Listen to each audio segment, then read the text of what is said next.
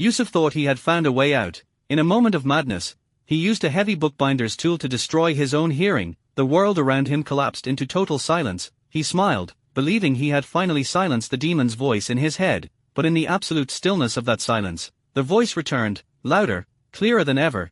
This is the story of a man who learned too late. His enemy does not need ears to speak. Yusuf wore his righteousness like a heavy cloak of expensive velvet.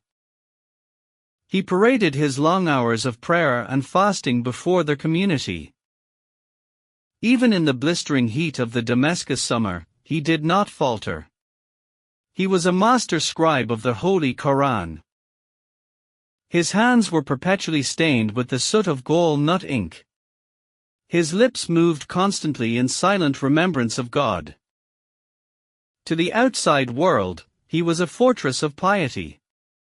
He was a man who had built a high wall of sanctity around his soul. But the mortar of this wall was mixed with a secret, poisonous pride. He looked down upon the common people with a veiled contempt. He believed his beautiful calligraphy was a ticket to paradise. He was convinced that the ink of the scholar was holier than the blood of the martyr. One stifling night, the air in his study was thick and motionless. It was the hour before dawn when the world is closest to the unseen. Yusuf sat hunched over a piece of pristine vellum. The only sound was the rhythmic scratching of his reed pen. He was transcribing the verses of divine mercy. A swell of arrogance rose in his chest as he admired his own handiwork. He paused to look at the perfect curve of a letter. He thought to himself that no other hand in Syria could match his skill. In that moment of vanity, the silence of the room was shattered. It was not broken by a sound from the street. It was broken by a thought that arrived with the violence of a hammer. The thought rang in his skull with the clarity of a silver bell. But the voice was not his own. It was cold, metallic, and dripping with ancient malice. It did not whisper a prayer or a verse of scripture. It spoke a sentence of filth that turned his stomach. It mocked the very beauty of the holy text he was writing. It whispered that his art was nothing but vanity to impress mortal men. The voice suggested that God was not watching his pen, but his rotten heart. The shock of this internal violation was physical. Yusuf gasped as if he had been punched in the gut. His hand spasmed uncontrollably in a reflex of pure terror. The reed pen slipped from his sweating fingers. It fell onto the sacred page with a wet slap. A large, ugly blot of black ink bloomed across the verses. It spread like a dark tumor consuming the word of God. Yusuf stared at the ruin of his work in disbelief. He scrambled backward from the desk, his chair scraping loudly on the floor. He spun around, expecting to see an intruder standing in the shadows. He looked for a thief or perhaps a jealous rival. But the small, austere room was completely empty. The door was bolted from the inside. The shutters were closed tight against the night air. He was alone, yet he felt a crowding presence. The air in the room felt suddenly colder. He looked at the solitary candle burning on his desk. The flame flickered violently without a breath of wind. It cast wild, dancing shadows against the white plaster walls. Yusuf's eyes locked onto his own shadow. It stretched out behind him, distorted and unnaturally long. For a terrifying second, the shadow seemed to disconnect from his movements. He stood frozen, but the shadow seemed to ripple with a silent laughter. It loomed over him, darker than the surrounding gloom. He realized then that the intruder was not in the room. The intruder was woven into the very fabric of his being. The enemy was not outside the walls. The enemy was inside the fortress. From that accursed night onward, true silence abandoned the scribe forever. It fled his life like a startled bird and left behind a deafening void. This empty space was immediately filled by an endless, exhausting monologue. Their voice echoed relentlessly within the bony cathedral of his own skull. The entity known in the sacred texts as the Qareen had awakened. It is the double made of smokeless fire assigned to every human at birth. It decided that the era of subtle whispers had come to an end. It began to speak with the terrifying volume of a town crier. Their voice knew every secret Yusuf had buried in the dark cellars of his mind. It dragged a specific, rotting memory into the light of day. It took him back to a scorching afternoon from his childhood by the river. The voice reminded him of the moment his younger brother slipped on the stones. It replayed the scene where Yusuf stood motionless on the muddy bank. He had refused to extend his hand to the flailing, terrified boy. He had watched with cold calculation as his brother sank beneath the surface. He let the river claim his rival so he could be the sole heir. Their voice described the bulging, white eyes of the drowning child. It detailed the final silver bubbles escaping from the small lungs. The narration was so visceral that Yusuf began to choke in his study. He felt phantom river water filling his own throat and burning his lungs. He gasped for air that seemed to retreat from him in the dry room. He realized with dawning horror that there was no escape from this accuser. This was not an enemy he could lock out with heavy iron bolts. It was not a monster he could flee from by running to a mosque. This was a parasite that swam in the current of his own blood. It was an ancient malice that used his brain as a playground for torture. It knew the exact frequency of his guilt and played it like a harp. The enemy was weaving itself into his very synapses.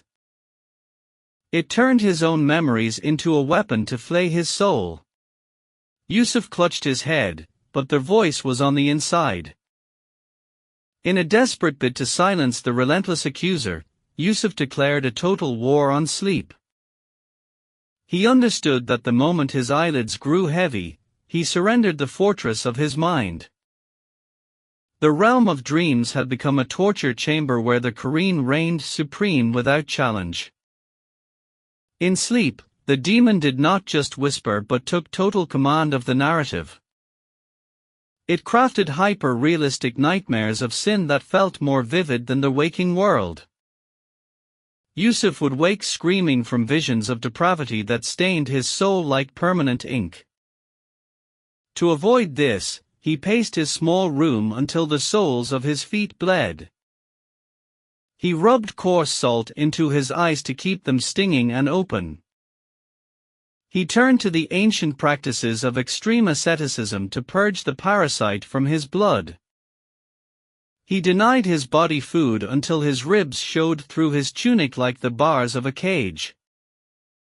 He refused water until his tongue swelled in his mouth like a piece of dry leather.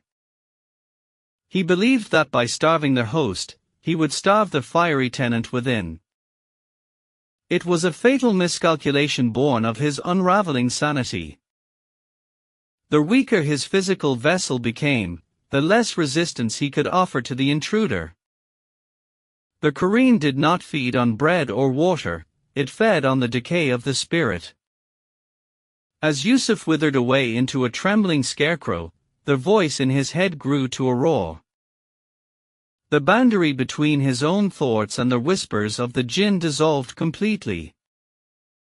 He could no longer tell where the man ended and the monster began. He would sit down to transcribe the holy verses of the Quran with trembling hands. But as the reed pen touched the paper, his muscles would spasm with a will of their own. Instead of the words of the Almighty, his hand would scrawl vile obscenities. The ink flowed like venom, spelling out curses that made him weep with shame. He would tear the parchment to shreds in a fit of hysterical rage. The sanctity of his work was violated by the unseen hand sharing his body. The transformation was visible to the people of Damascus. The man who was once a pillar of the community became a spectacle of madness. Former friends crossed the street to avoid the wild-eyed skeleton muttering to the air. They watched in horror as the respected master stopped in the middle of the market. He would begin to scream arguments at the empty space beside him. He flailed his arms at invisible enemies and begged his shadow to leave him be. They did not see the entity standing on his shoulder. They only saw a man who had lost his mind to the desert heat. Yusuf was isolated in a crowd, trapped in a loud argument that only he could hear. The solitude he once prized had become a prison cell with transparent walls.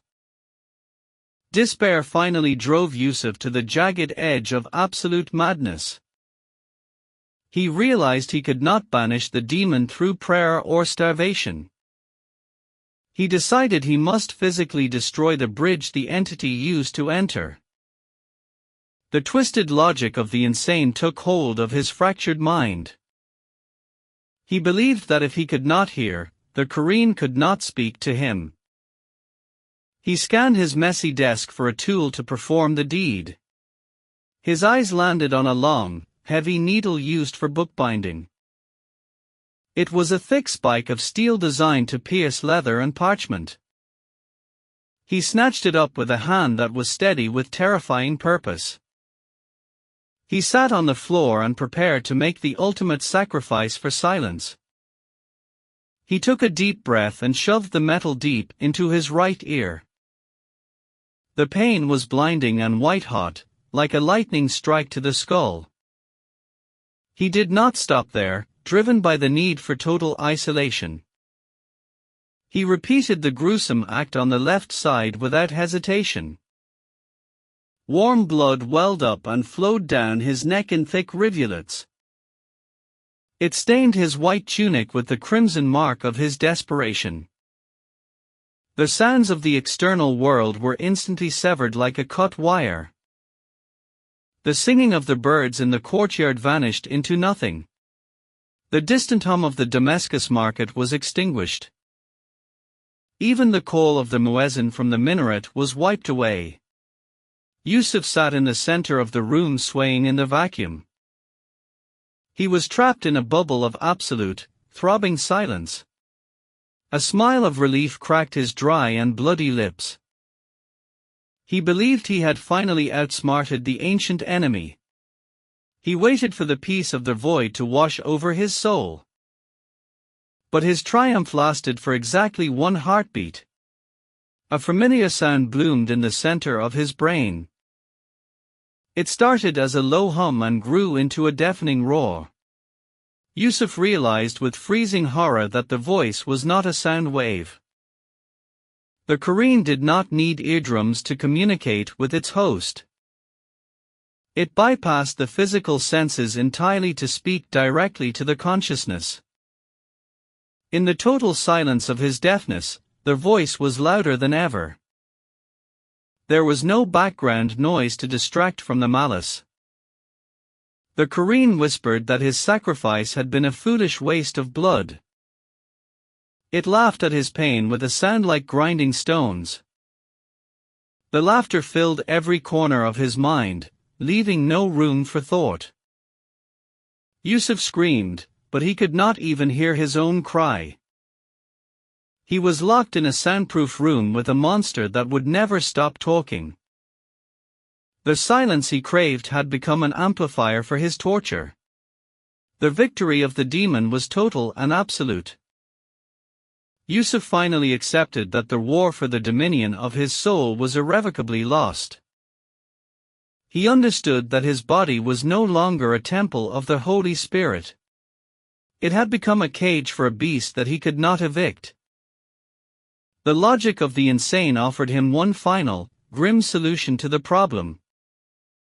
He concluded that if he could not drive out the tenant, he must demolish the house. He believed that the destruction of the vessel would force the spirit to flee. The entity inside him sensed this shift in his broken resolve and rejoiced. It ceased its relentless mockery and began to whisper with a seductive softness. It told him that the grave was not a place of judgment but of sleep. It promised that death was the only true silence in the universe. It lied to him that the cessation of the pulse meant the end of the voice. The Qareen painted a picture of the void that was beautiful and black. It convinced him that the heavy, wet earth would plug his ears forever. It told him that worms have no thoughts and dust has no memory. Yusuf listened to these lies with a desperate and hungry heart. He clung to the promise of oblivion like a drowning man clutching a stone. He rose from the floor where he had spent days in agony. He climbed the winding stone stairs to the flat roof of his dwelling. His movements were slow and deliberate like those of a sleepwalker. The cool night air of Damascus washed over his feverish, blood-stained skin. He stood on the edge of the parapet and looked out at the sleeping city. The moonlight turned the white domes of the mosques into pale, silent ghosts. The world below seemed peaceful and far away, separated by a vast distance. He was deaf to the wind that tugged at his torn clothes. But the voice inside was shouting with a terrible, eager anticipation.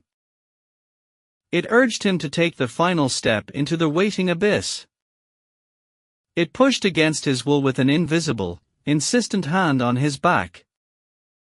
It whispered that the pavement below was the pillow he needed for rest. Yusuf did not look down with fear of the height or the pain. He looked down with a longing for the end of the conversation. He believed that the sudden impact would jar the spirit loose from his flesh. He thought the destruction of the brain would finally kill the mind. He imagined the silence rushing to meet him like a dark lover. He felt the Qareen coiling inside him, ready for the plunge. The demon did not try to save the life of its host. It knew that self-destruction was the ultimate victory over the believer. Yusuf closed his eyes and surrendered to the pull of gravity. He stepped into the empty air with a prayer for oblivion on his lips. He fell believing he was escaping the fire, not realizing he was rushing toward it. The wind whipped past him in a silent rush as the ground raced up. He embraced the fall as his final act of defiance against the noise. The impact with the cobblestones of the street was instantaneous and brutal. Darkness swallowed him whole like a heavy wool blanket thrown over a bird. It extinguished the pain and the light in a single fraction of a second. This was the deliverance he had prayed for on the rooftop. Yusuf drifted in the cold void for an indeterminate amount of time. Slowly, a sluggish consciousness began to bleed back into his shattered spirit. He became aware of a crushing, immovable weight pressing down on his chest. It was not the weight of the air or the open sky. It was the heavy, damp mass of the earth itself pressing from all sides. He tried to move his limbs but found them pinned tight against his ribs. He was swaddled in a shroud of white linen that smelled of strong camphor. He realized with a jolt that he was not in the void of non-existence. He was lying in a cramped, earthen niche 6 feet underground. This was the Barzakh, the barrier world between death and resurrection. He lay still in the absolute, suffocating darkness of his narrow tomb. He strained his senses against the crushing blackness that filled his eyes. For the first time in years, there was no noise whatsoever. The scream of the Damascus market was gone forever. The wind that whipped the rooftops had been silenced by the soil. Most importantly, the relentless voice in his head was finally silent. A wave of profound, weeping relief washed over his dead soul. He believed he had succeeded in his desperate gambit. He had severed the connection by destroying the biological receiver. He was finally alone in the dark with his own thoughts. He prepared to rest in peace for the coming millennia. He welcomed the solitude like a starving man welcomes a feast. But then, the stagnant air in the grave stirred ever so slightly. It was not a breeze, for there is no wind deep underground. It was the shift of a physical presence right beside his left ear. A sound broke the perfect silence he had died to achieve. It was a familiar, slithering whisper that froze his spirit in terror. It did not echo from inside his skull this time around. It vibrated through the dead air of the grave itself. The Qareen had not died with the destruction of the body. The jinn are beings of smokeless fire who live for thousands of years. The suicide of their host had destroyed only the human vessel. The companion remained, alive and trapped in the same hole with the corpse. The death of the man had not liberated him from the demon. It had merely locked them together in a box the size of a man. The voice spoke with a terrifying, lover-like intimacy in the pitch dark. It greeted him with a warmth that was colder than the grave soil. It laughed softly, a sound that seemed to rattle the dirt walls. It whispered that the distractions of the living world were finally gone. There was no more calligraphy to write and no more prayers to recite. There was no need for sleep or food to interrupt them. Now there was only the two of them in the earth. They had an eternity of privacy to continue their one-sided conversation. Yusuf realized the true nature of his damnation in that second. Hell was not a pit of fire and brimstone in the afterlife. Hell was being locked in a coffin with the thing that hates you most. The silence he sought was the one thing he would never find. The conversation would continue until the horn of Judgment Day was blown.